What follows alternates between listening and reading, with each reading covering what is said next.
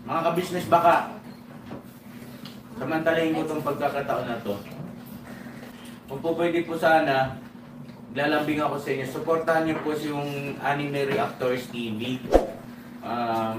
Solid ka business po yan. Tapos ano po kasi siya, bedridden na po, mga ka-business. So sa pamamagitan ng pagbablog, awa ng Diyos nga, na-monetize na siya. Nagkakaroon siya ng kaunting revenue. Kaya maliliit lang kasi yung views niya. Baka pwede po suportahan natin si Anime Reactors TV. Yan. Pero bedridden na po siya. Kaya mapapansin nyo yung at least na mukha niya, pinapakita niya. Cartoon character. Suportahan po natin yan, Anime Reactors TV.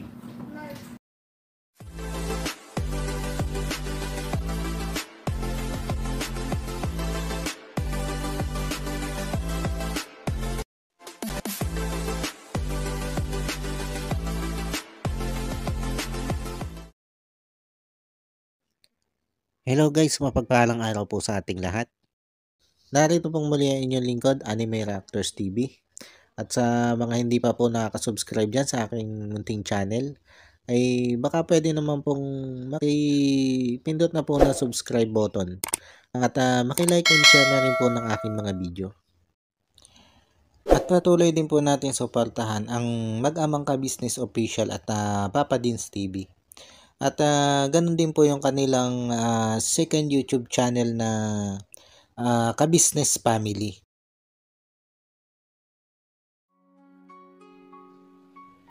Yun, panibagong araw, panibagong reaction ulit tayo guys.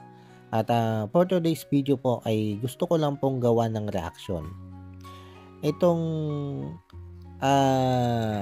nabasa kong comment dito sa naging live ni Ka-Business patungkol nga po dito sa paglalabas niya ng saloobin sa ginawang kalokohan sa kanila nitong si Rick Aningat.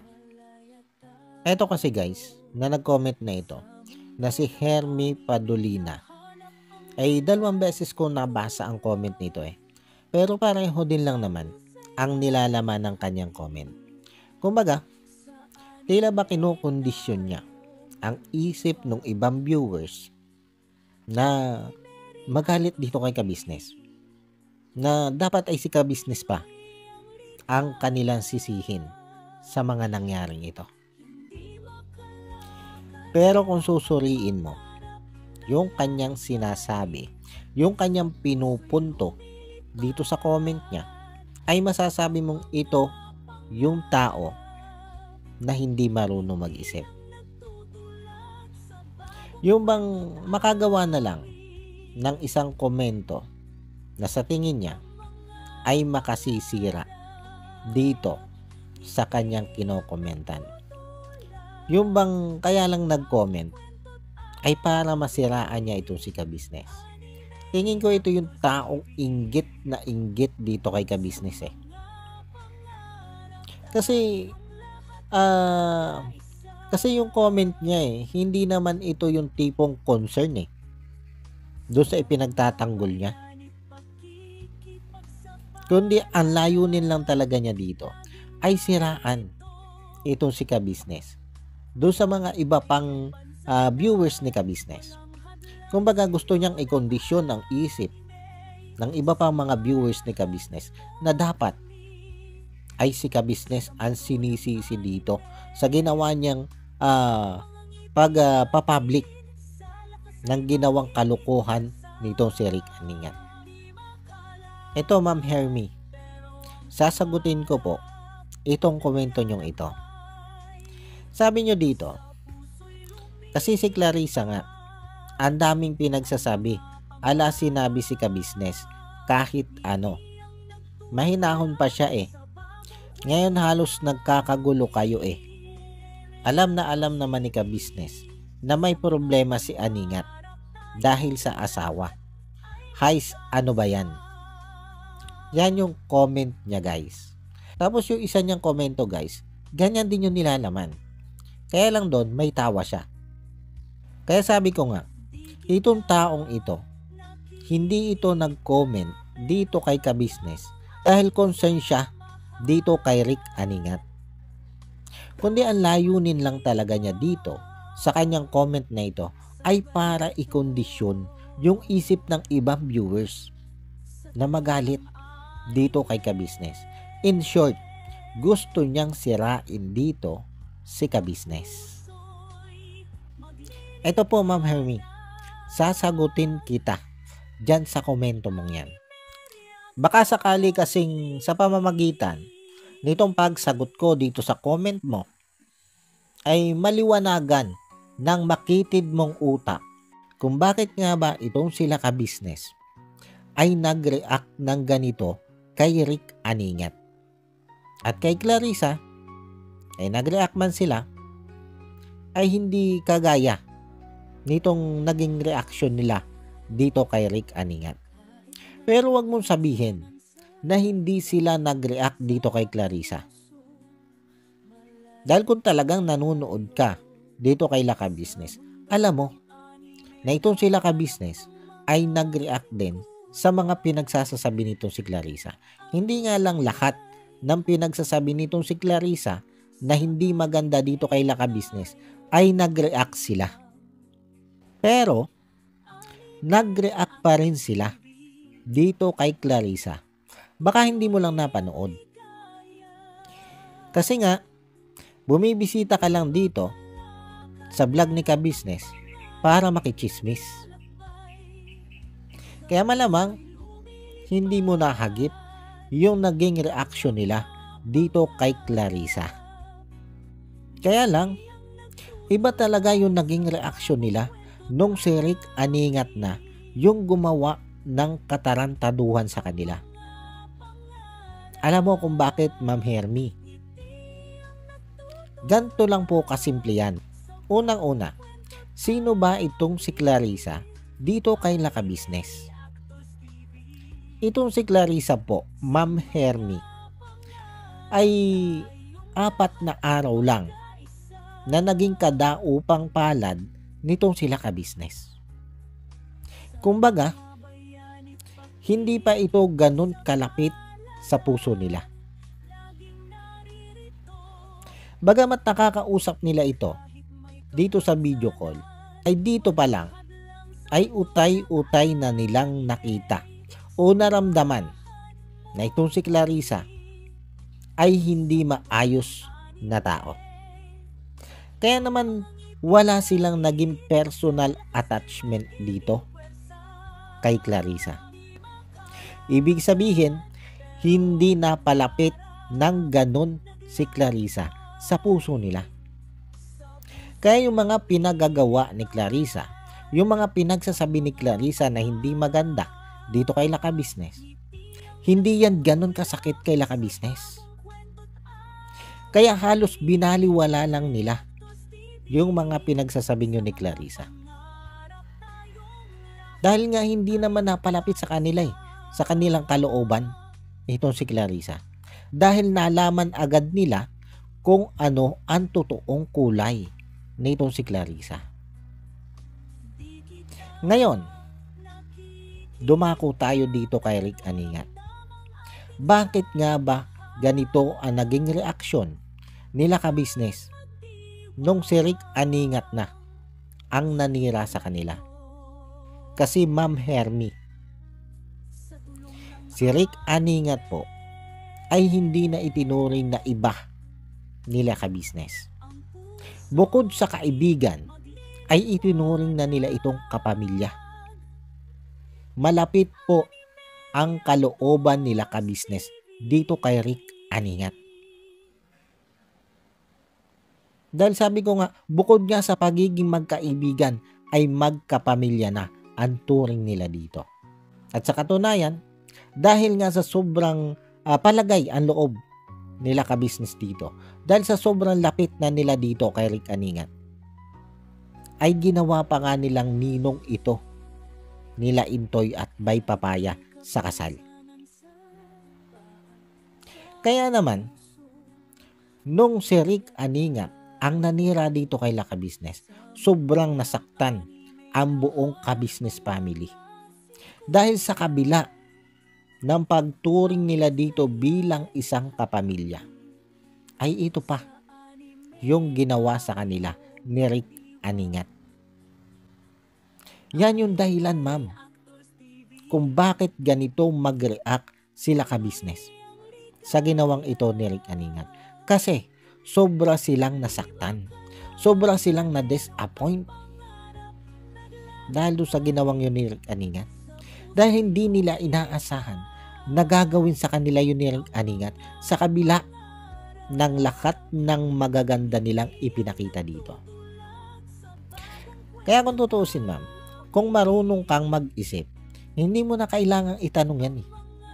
Kung bakit si Clarissa ay hindi ganon ang naging reaksyon nila ka-business. Kumpara dito sa naging reaksyon nila ka-business kay Rick Aningat. Kaya lang, dahil mukhang wala kang isip, ayan yung naging reaksyon mo. Di ba, ma'am? Dahil ramdam ko eh. Ramdam ko yung inggit mo dito kay Laka Business. Kaya yan yung ginawa mong komento. Sabi ko nga, halatang halata ka, ma'am, na ikinukondisyon mo yung isip ng ibang mga viewers para magalit dito kay Laka Business. Kaya lang, ma'am, mukhang wala kang nadalay. Mukhang wala kang nahatak. Dahil yung karamihan ng mga viewers na nandito kay ka-business ay hindi katulad mong mag-isip. Alam nila kung ano yung pagkakaiba ni Clarissa sa puso nila ka-business kumpara dito kay Rick Aningat.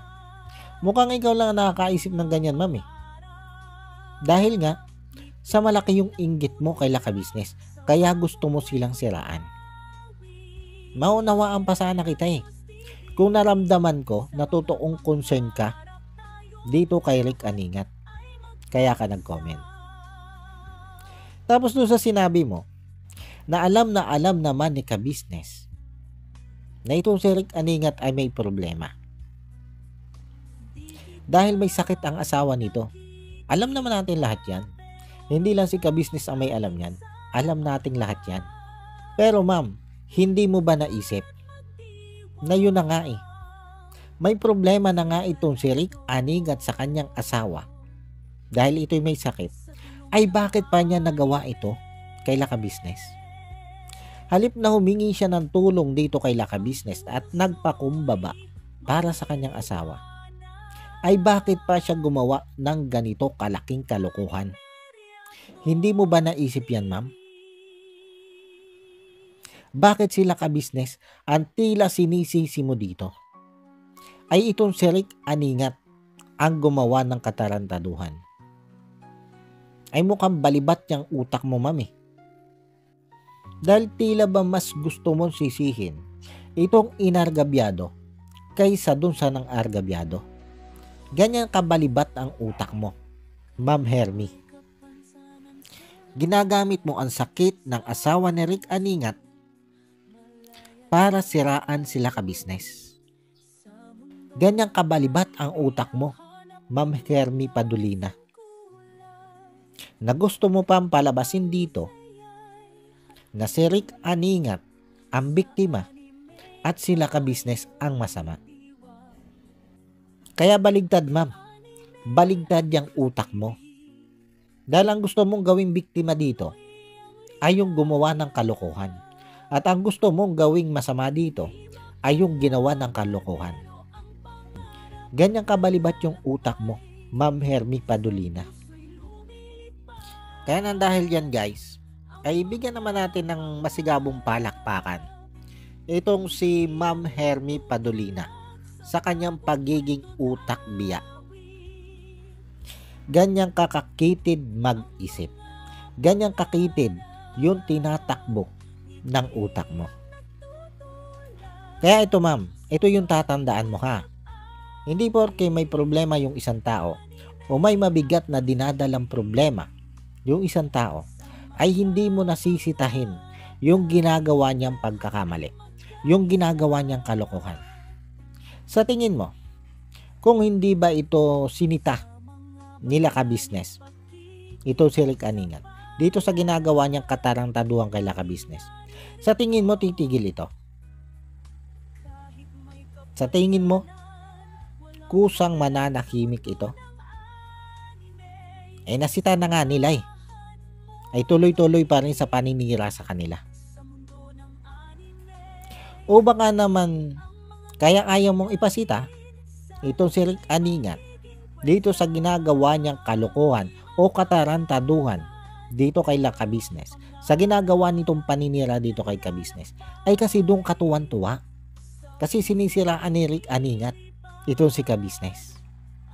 Kaya tuwan-tuwa ka doon. Dahil inggit ka nga dito kay Ka Business Kaya gustong gusto mo na masira itong si Ka Business. Ganun ba yun, ma'am? Kaya nung sitahin ni Ka Business itong si Rick Aningat sa ginagawa niyang katarantaduhan, ay nagagalit ka. Dahil ang gusto mo nga ay masira ng tuluyan itong si Ka Business. Kaya naman, mas kinampihan mo yung gumagawa ng katarantaduhan kaysa dito sa taong tinatarantado. Tama ba, ma'am? At doon naman sa ibang nabasa kong comment na sinisita din ito si Ka Business patungkol dito sa ginawa nga niyang paghahayag ng kanyang saloobin on public dito kay Rick Aningat. May mga nagsabing bakit agad idinaan ni Ka Business sa vlog? Dahil ba for content? Para magkaroon ng revenue? Ganon yung mga comment ng iba. Ang alam ko may comment din ako nabasa sa aking upload na ganyan. Pero para doon sa mga nag-comment ng ganyan, ay ito po. Hindi po agad iblinagyan ni Ka Business. At kay Rick Aningat na mismo nanggaling na 2 buwan na yung problema na yan. O mahigit ng 2 buwan yung problema na yan. Pero nanahimik sila Ka Business dahil inantay nga nila na itong si Rick Aningat ay pumunta dito sa kanila at magpaliwanag, humingi ng sorry doon sa ginawa niyang katarantaduhan.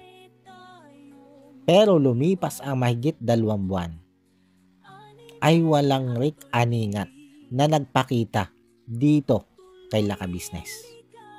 Tapos hindi agad napansin ni Ka Business na itong si Rick Aningat pala ay nag-message sa kanya. Nung mabasa niya itong message nitong si Rick Aningat, ay kaagad siyang nag-voice message. Na sa katunayan ay ipinasa pa nga sa akin ni Rick Aningat yung voice message na yan ni Ka Business. At malinaw doon sa sinabi ni Ka Business sa voice message na yon na pinapupunta niya doon si Rick Aningat at tinitiyak niya na walang mangyayaring masama kay Rick Aningat pag pumunta siya doon. At ang gusto nga dito ni Ka Business, ang layunin ni Ka Business sa pagpapapunta niya dito kay Rick Aningat sa kanilang bahay ay para maayos itong ginawang gusot na ito ni Rick Aningat.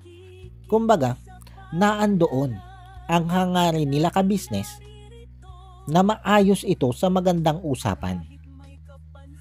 Pero anong ginawa nito si Rick Aningat? Binaliwala niya yung message sa kanyang yun ni Ka Business. Hindi pa rin siya nagpunta dito sa Ka Business house.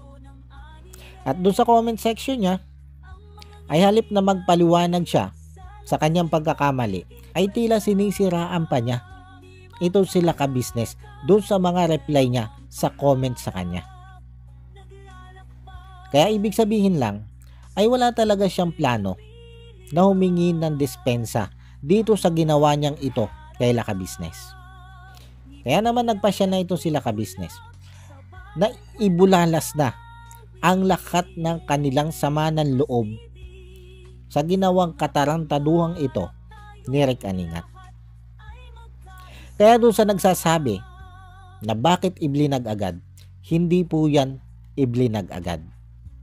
Inintay muna po nila ang sagot ni Rick Aningat. Inintay muna po nila na itong si Rick Aningat ay magpunta dito sa Ka Business house para makipag-usap. Pero sa halip nga na makipag-usap itong si Rick Aningat, ay ang ginawa niya ay yung mga comments sa kanya doon sa kanyang vlog ay pinagsasagot pa niya nang may halo pa rin paninira dito kay Laka Business. Tapos may nag-comment pa rin doon na dapat daw inaalam muna ni Ka-Business yung totoo bago siya nagsalita. Dahil baka daw itong sponsor na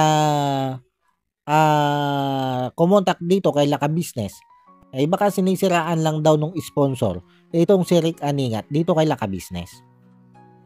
Ay papaano pong sisiraan nitong sponsor itong si Rick Aningat dito kay Ka-Business? Ay recorded nga po yung pag-uusap ni Rick Aningat at saka nung sponsor. Dinig na dinig po dun sa record na ibinigay nung sponsor na pag-uusap nila ni Rick Aningat yung ginagawang paninira ni Rick Aningat kay Laka Business. Kaya paano nyo po masasabi na sinisiraan lang nung sponsor itong si Rick Aningat kay Laka Business? Kaya dun sa nag-comment na yon na dapat daw ay inaalam muna nila Ka-Business yung side ni Rick Aningat kung totoo nga bang sinabi niya yon, hindi na po kailangan may record na nga po. Mukhang kayo po yung kinakailangang umintindi muna ng maayos doon sa vlog ni Ka-Business bago kayo mag-comment ng ganyan. Kasi halatang halata po na hindi nyo naman pinanood ng ayos, hindi nyo inunawa ng ayos yung vlog ni Ka-Business. Tapos ganyan yung magiging comment nyo. Kaya lumalabas tuloy na ikaw ay napakahinang umunawa sa itinatakbo ng vlog. Kaya ganyan yung kinalabasan ng comment mo. Kasi kung pinanood mo na maayos yung vlog at inunawa mo ng maayos yung sinasabi nila Ka-Business, ay nakalagay naman doon. Sinabi naman nila Ka-Business doon na yung pag-uusap ni Rick Aningat at nung sponsor ay naka-record. At yun nga yung ipinasa ng sponsor dito kay Laka Business. Kaya nga nalaman nila Ka-Business kung ano yung mga buong sinasabi ni Rick Aningat dito sa sponsor. Kung papaano sila sinisiraan nitong si Rick Aningat dito sa sponsor. Kaya wag mo pong sabihin na dapat ay inaalam muna nila Ka-Business ang totoong pangyayari.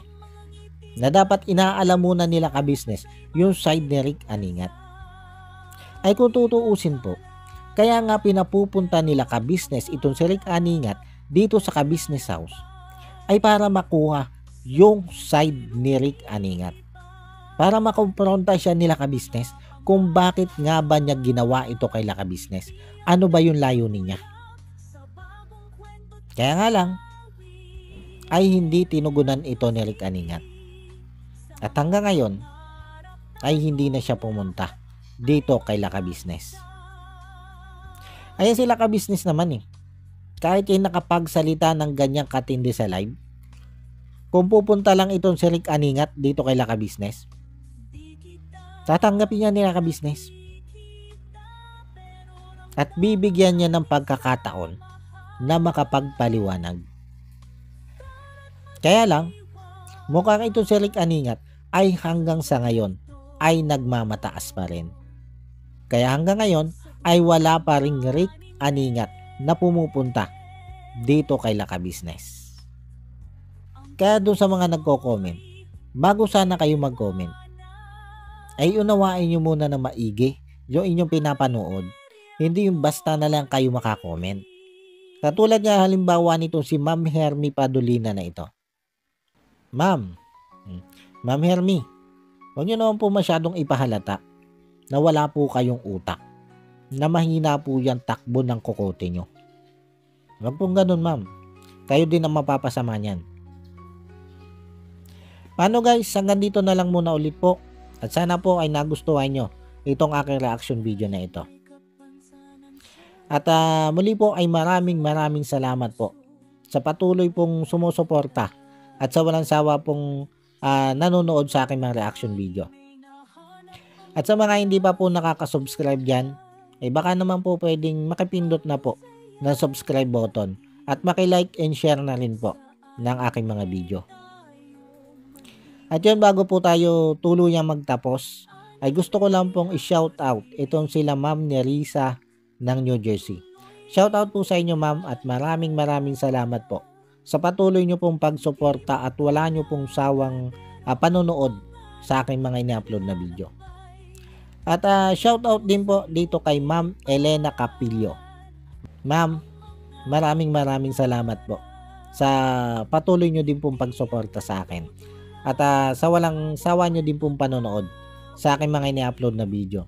At maraming salamat din po, ma'am, sa lagi nyo pong pagpapaabot sa akin ng blessing. Maraming salamat po, ma'am. Napakalaking tulong po niya sa akin.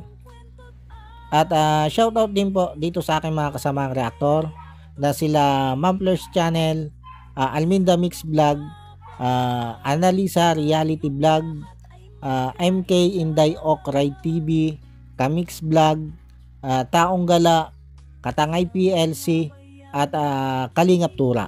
Shoutout po sa inyo. At yun, muli po ay maraming salamat po, and God bless po sa inyong lahat.